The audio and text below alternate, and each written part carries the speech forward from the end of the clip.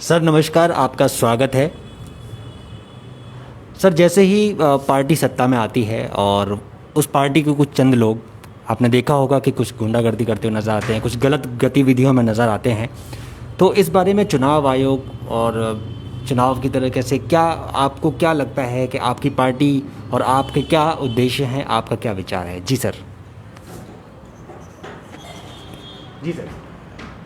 नमस्कार भाइयों बहनों, आज हमारे जो लाइव में चुनाव आयोग और चुनाव सुधार के संबंध में कुछ वार्ता करेंगे। सारी समस्या आज देखने को मिल रही है कि चुनाव सुधार न होने की वजह से सारी समस्याएं जो चुनाव में चुनावी रैलियां हों, चाहे नॉमिनेशन हो, चाहे निष्पक्षता हो चुनाव के समय पे, इसमें नहीं बरती जा रही। तो चुनाव आयोग को चाहिए कि वो भारत सरकार के जो उनके चुनाव आयोग के जो पिछले 12 साल से जो आपके प्रस्ताव पड़ा हुआ है उसको निकलवाएं, और लॉ मिनिस्टर साहब जो इधर उधर की हाँकते रहते हैं उनको अपने मुख्य काम है उसको भी तो देखें और उसके अनुसार ऑर्डर करें कि चुनाव आयोग के पास जो चुनाव आयोग ने जो भेजा है प्रस्ताव और उसमें हमारा प्रस्ताव भी सम्मिलित है, उसे क्यों नहीं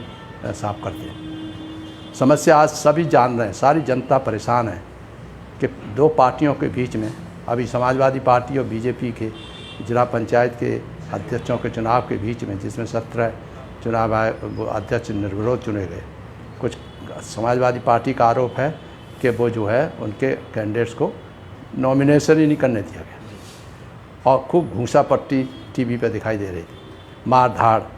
तो इसका मतलब ये गुंडों का जो हमारी पार्टी कहती चली जा रही है कि राजनीति में गुंडे घुस गए, बदमाश घुस गए, और उनको कोई संविधान की चिंता नहीं है और न अपने संविधान, पार्टी के संविधान में भी जो सिद्धांत है जो निर्वाचन आयोग ने पास किए हैं, इसके आधार पर पार्टी रजिस्टर हुई है, उसकी भी चिंता नहीं। तो ऐसा क्यों?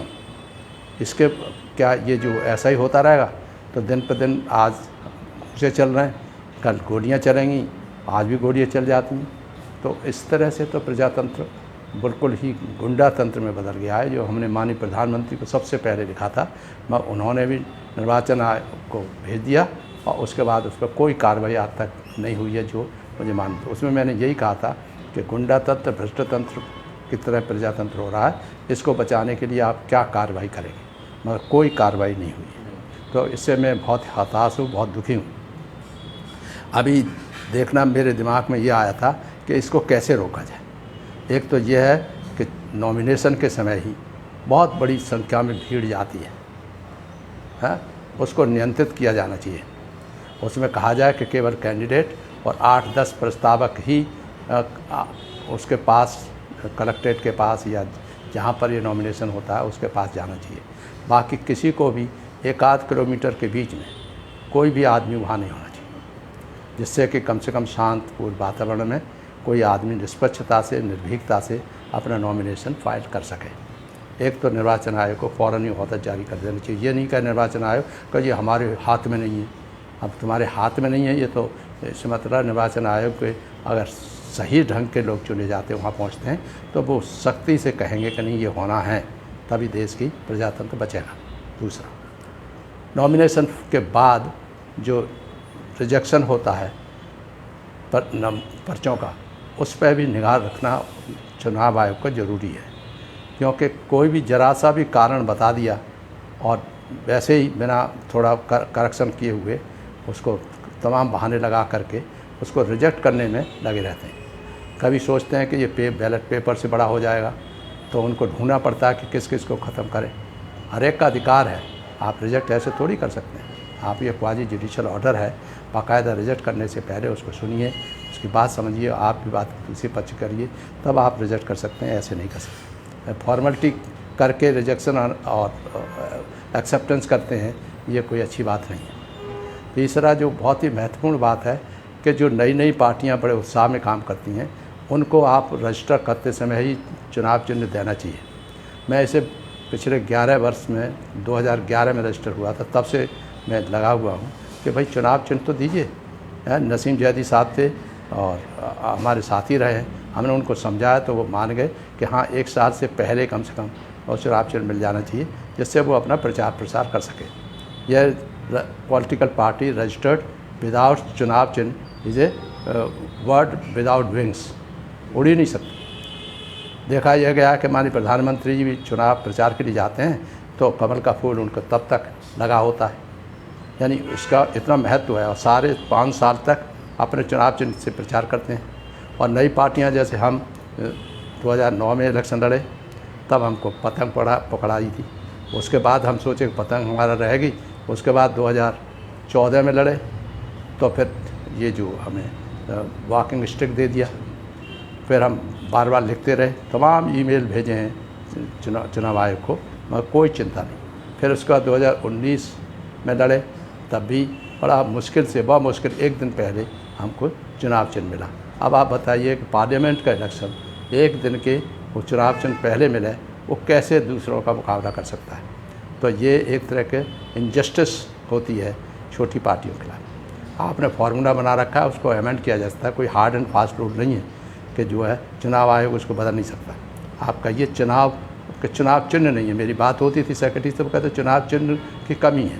अरे भाई, चुनाव चिन्ह तो कंप्यूटर से आज जितने चाहो उतने बन सकते हैं। इलेक्शन में अभी जिला पंचायत वगैरह के यहाँ हुए यूपी में कितने चुनाव चिन्ह आए होंगे। तो ऐसे ही आप भी चुनाव चिन्ह निकाल लीजिए, पहचाना करते हो, सेमिनार कर लीजिए, इसको एक वर्कशॉप कर लीजिए, जिससे चुनाव चिन्ह जितने बड़ी संख्या में हो सकते हैं उनको मिल जाए। ये बहुत ज़रूरी है। एक तो चुनाव चिन्ह की बात हुई।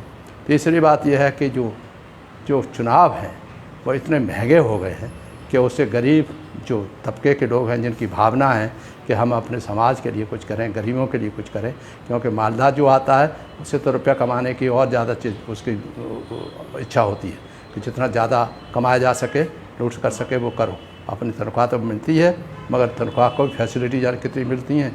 तो बड़ा आकर्षण हो गया कि ये एक बार MLA बन जा तो सारी ज़िंदगी में पुश्तैनी रूप में भी रुपया इकट्ठा करके अपने चले जाएंगे। तो इसको रोकने के लिए ज़रूरी है कि चुनाव खर्चा जो है उसको कम से कम किया जाए। आपने चुनाव खर्चा बढ़ा दिया है, ऑथराइज कर दिया है, और फिर ब्लैक मनी को और अंडर हैंड चलता है। गांव-गांव में एक घर घर में देने के लिए लिफाफे में रुपए दिए जाते हैं। माननीय प्रधानमंत्री की जांच करवाए ना, प्रधानमंत्री को खुद ही चिंता नहीं, वो तो जितना रुपया चाहिएगा उतना ले लो भाई, जीतना है हमें। तो वो खूब धन दिलवाते हैं, उनकी पार्टी के खूब धन वाले हैं, बड़े बड़े धन्ना सेठों से रुपया मिला हुआ है। और इसीलिए वही लोग जो है प्राइवेटाइजेशन के चक्कर में वही देश को बेच रहे हैं, उन्हीं को वही देश खरीद रहे हैं। तो ये हर तरह से ये चुनाव का खर्चा जो कंट्रोल होना चाहिए। और सरकारी गरीब लोगों के, specially the schedule caste and schedule tribe की सीटों के लिए चुनाव खर्चा जो है सरकार को वहन करना चाहिए। पब्लिसिटी पे खर्चा नहीं होना चाहिए। इतना खर्चा होता है तो गरीब जो पार्टियां हैं वो कैसे उस चुनाव में खर्च कर सकती हैं। कारें पूरे का पूरे जो 50-50, 100-100 गाड़ियाँ चलती हैं, तो उसका खर्चा कहाँ से आता है। कभी चुनाव आयोग ने कोई सर्वे कराया है? अगर नहीं कराया तो कृपा करके करा रहे। वेस्ट बंगाल में क्या हुआ है, कैसे हुआ है, कितना खर्चा लोगों ने चुनावी रैलियों में, हर चुनावी रैलियों का खर्चा निकलवाइए और जांच करिए।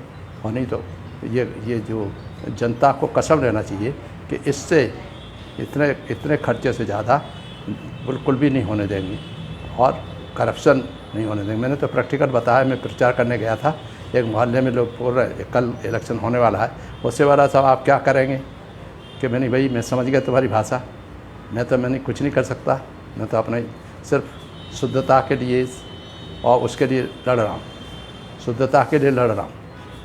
और शुद्धता जो है मतलब अपराधीकरण बंद हो, भ्रष्टाचार बंद हो, है जातित्व के आधार बंद हो, सब वो राजनीति उस पर बंद हो, उसके लिए वो करना जो है कि क्या कैसे करेंगे, कैसे रोकेंगे, इसी पे दिमाग लगाए रहते हैं।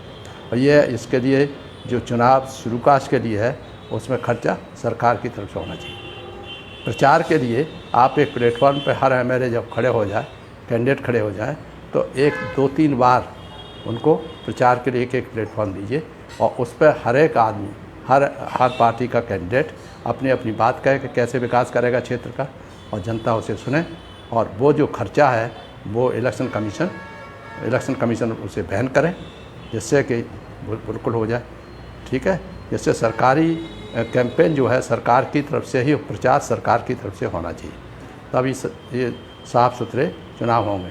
नहीं तो पार्शल इम्पार्शल कैसे होगा, इम्पार्शलिटी कैसे आएगी, यानी आप कहते हैं निष्पक्ष चुनाव कैसे होंगे। एक के पास अपार धन है, करोड़ों रुपया खर्च करके हर वोटर को खरीद लेता है, और एक बेचारा हाथ जोड़ के घूमता है, तो कैसे निष्पक्षता हुई दो कैंडिडेट के बीच में।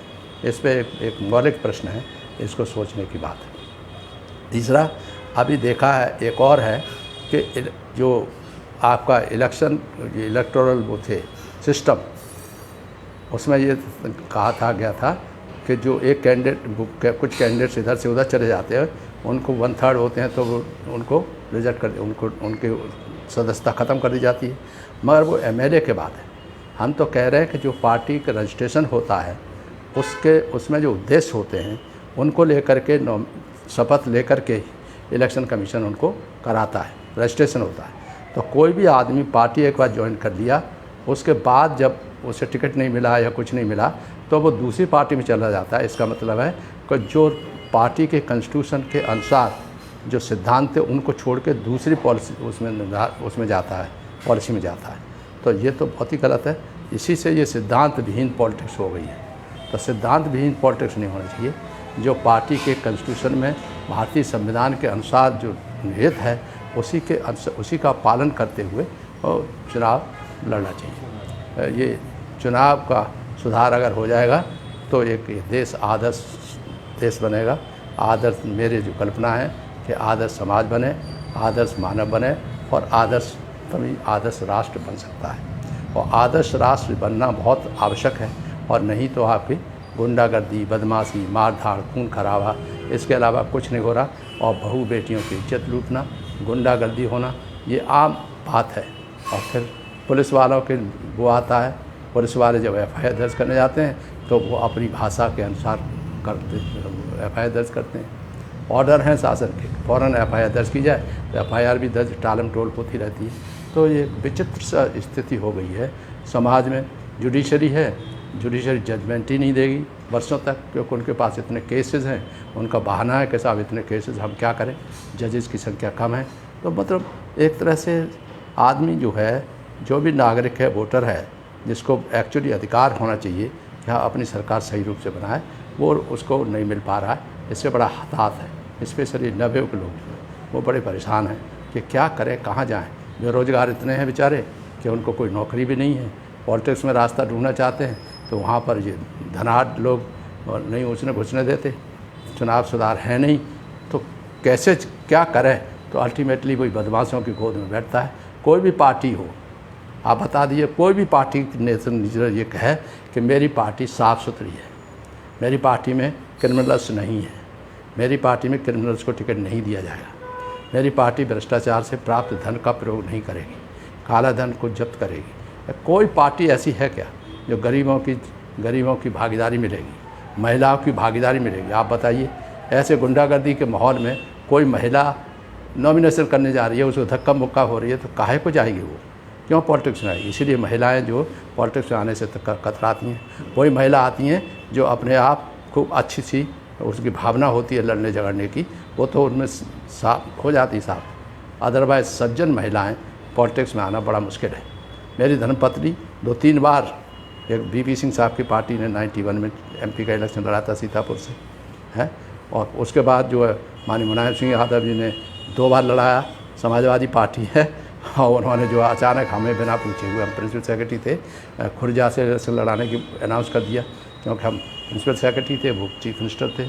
तीसरा हमने कहा कि वो कैसे जीतेंगे, नहीं वो तो आपके नाम से जीत जाएंगे। तीसरा 2004 में ये राम गोपाल यादव जी ने कहा कि नहीं वो विमला पाल ही जीत सकती हैं, तो ज़बरदस्ती रात में जगा करके विमला पाल को 2004 में एमपी का इलेक्शन लड़ाया। मगर वहाँ उनका साथ देने की, गुंडागर्दी में साथ देने के लिए कोई नहीं, क्योंकि वो देख रही हैं कब्जा हो रहा, बूथ कैप्चरिंग हो रही है और खूब धक्के लगाए जा रहे हैं। अब हमें बता रही हैं कि ऐसे ऐसे हो रहा है, हम क्या करें? मैंने आप डीएम को फैक्स भेजो या ईमेल करो, तो कहते हैं कि वहाँ कोई उठाने वाला नहीं, कोई सुनने वाला नहीं, तो वो भी नहीं है। अब आपका वो चल गई है, ईवीएम चल गई है। ईवीएम और आसान हो गया है कि उसमें कोई एक पर्टिकुलर ईवीएम का फार्मूला डाल देते हैं और बस नरेंद्र मोदी जिंदाबाद, सारा वोट उन्हीं को पड़ जाते हैं। और सुप्रीम कोर्ट के जजेस ने जो जजमेंट आना था उसके विपक्ष के पक्ष में कि ये बंद होना चाहिए, दूर होना चाहिए, तो हम यही कह रहे थे कि उससे ज़्यादा तो उसमें भी गुंडागर्दी होती थी, है इसमें तो बिल्कुल ही गुंडागर्दी है। तो इसीलिए ये गुंडागर्दी से देश को बचाइए और आगे बढ़िए। मैं समझता हूँ माननीय प्रधानमंत्री थोड़ा सा भी अगर इसमें सुधारों की तरफ ध्यान दें तो वो एक अच्छे प्रधानमंत्री सिद्ध होंगे। मगर मुझे विश्वास है कि मुझे इतने साल 7 साल से माननीय प्रधानमंत्री हैं, कहते कहते लिखते लिखते थक गया हूँ, अभी तक कोई चुनाव सुधारों पर कोई कार्रवाई नहीं हुई है। मुझे विश्वास है कि वो इसमें कोई प्रयास करेंगे और इसको लगवाएंगे, हैं। अन्यथा उद्योलित जनता जो है पता नहीं क्या करे क्या नहीं बैठे, हैं। जय भीम, जय भारत।